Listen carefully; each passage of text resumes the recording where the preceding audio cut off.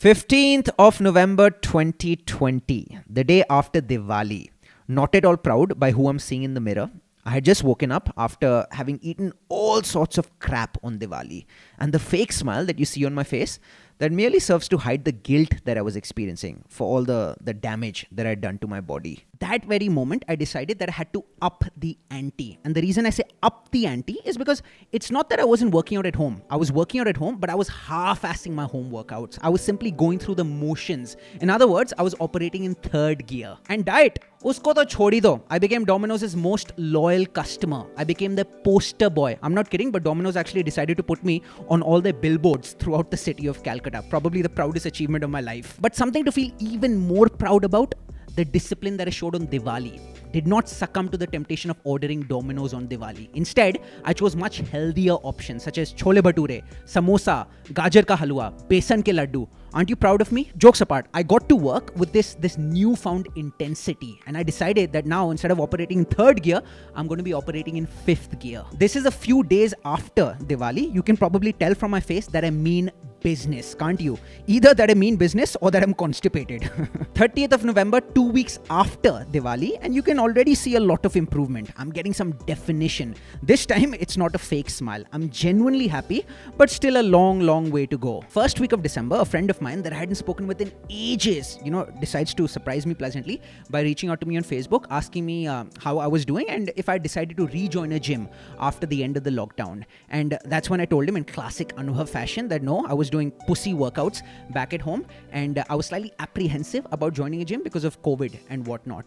And that's when he started telling me about this gym that he had recently joined, that he was absolutely loving. He was loving the vibe there, and asked me to strongly consider perhaps enrolling myself at that gym. And that's when it struck me that if I truly want to take my fitness to the next level, I should seriously consider rejoining a gym instead of doing pussy workouts back at home. But given the indecisive truth that I am, I kept delaying making that decision by asking him a truckload of questions about the gym. One of them being, how are the chicks at the gym? Which I'm not afraid to admit is probably one of the most important factors that you have to take into account. Because when you see beautiful people on the gym floor, they serve as such an effective performance enhancing drug. A natural yet potent performance enhancing drug. 7th of December was my birthday, and I sat in bed at 10 p.m. after having eaten my 17th slice of cake, and honestly that did it for me. I had to now pull the trigger after smashing so much cake. And so 8th of December is when I decided to join the gym that my friend had sold me on. And I kid you not, one workout at the gym, one workout back at the gym was enough to make me go from feeling like a million Zimbabwean dollars to $1 million. Because of that feel-good factor that I experienced after just one workout back at the gym, I decided that for the next 50 days, I'm going to make fitness my number one priority, my overwhelming number one priority. And I could have afforded to have done that as well, only because I was not commuting to a workplace. I was working from home. And so I was saving a lot of time. And all the time that I was saving could be devoted to fitness, which is something that wouldn't have been possible under normal circumstances. And when I say normal circumstances, I'm not referring to the new normal. I'm referring to the old normal, when you had to be at a certain place at a certain time, wearing a certain attire and having to speak in a certain way. Sums up corporate life, doesn't it? I was absolutely loving the challenge and the thrill of it. And there were a few different factors that were really motivating me to stick to my guns. One of the factors being, when you wake up in the morning knowing that you were very disciplined the previous day, and when you see yourself in the mirror and you see the fact that, you've made like a small amount of progress. I'm not even talking about massive progress. I'm talking about micro progress. When you see that, there's an infinitesimally small amount of improvement in your physical appearance, it acts as a real shot in the arm, a real boost. Not to mention the fact that I was getting a lot of female attention as well. Not only because I was looking physically better, but also because my confidence was at an all-time high given what fitness had done to my mentality. I don't mean to blow my own trumpet or toot my own horn, but I started crushing it on Bumble and Tinder. But despite all the dates, I decided that, look, I have to stick to my guns when it comes to my diet.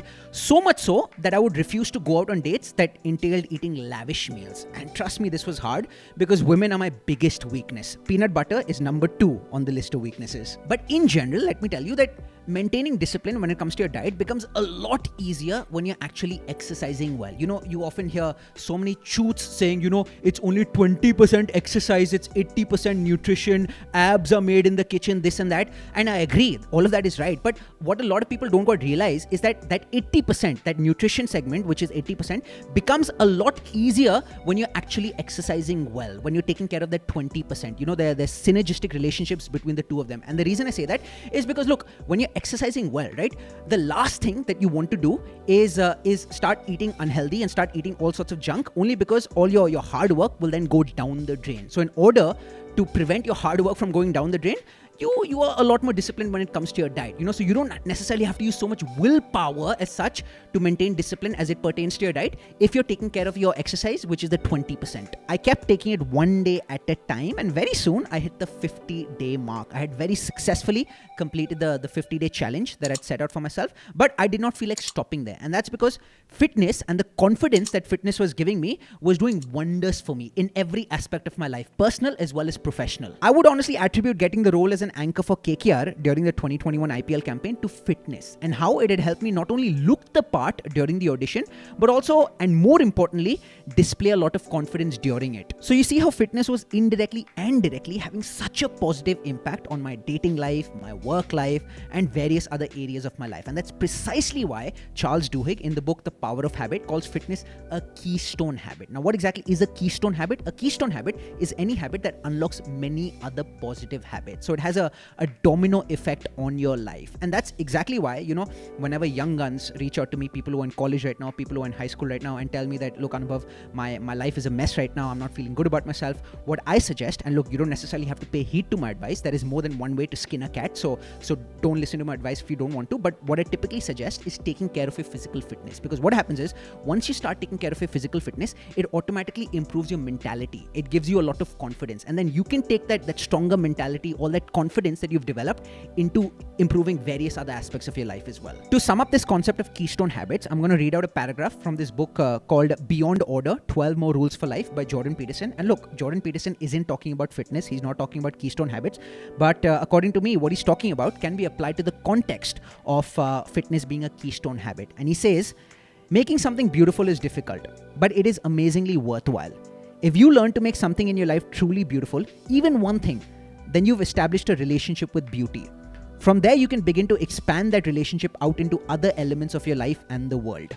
That is an invitation to the divine. Look, please don't take this too literally. I'm not saying that it's only people who work out, people who are fit, who are beautiful. All I'm trying to say is that when you actually decide to make one aspect of your life, one aspect about yourself truly, truly beautiful, and when you do succeed in doing so, then you've established a relationship with beauty. And the relationship with beauty that you've established, you can then expand that relationship into various other elements and areas of your life as well, And so that's the domino effect that I was talking about, that fitness can have on other aspects of your life. Let me admit that my fitness did take a toll during the IPL. The 4 weeks that I spent in the KKR bubble were chaotic, were hectic in a good way, but my schedule was chock-a-block. I had shoots every single day. This is the picture that I'd taken from my hotel room while I was quarantining right before the start of the IPL, and this is probably when my fitness was at its peak.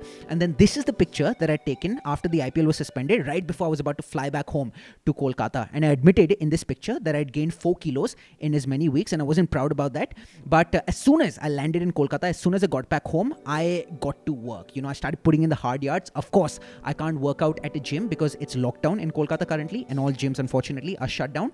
But I've been working out at home in a fairly disciplined manner. And in case you want to check out what my home workout routine looks like, then you should definitely check out this vlog of mine. As you can probably tell, I absolutely love sharing personal experiences on my channel that I think would make for good stories. So much so that I'm seriously considering renaming the channel Anubhav Ke Anubhav. I think it's a lot more creative and a more accurate representation of what the channel is than Anubhav Talks is. But look, you guys are the bosses, so you tell me if you're in favor of this name change or not. And the other thing that some of you ought to tell me is why 55% of you watching my videos haven't subscribed to my channel as yet. Look, if you have a good reason, that's totally fine. But if you don't have a good reason, or if your reason is as silly as I'm too lazy to press the red subscribe button, I'm not buying it, boss. Cutty. But I think it's only fair that I disclose to you that there'll be one regret that you'll experience if you subscribe to my channel. And that is not having subscribed earlier. Where do I get this confidence from? Fitness, boss, fitness. Anyway, enough jerking off to fitness. Enjoy the rest of your day or your night. Good chat. Take care. Stay safe. Keep smashing it, and cheers.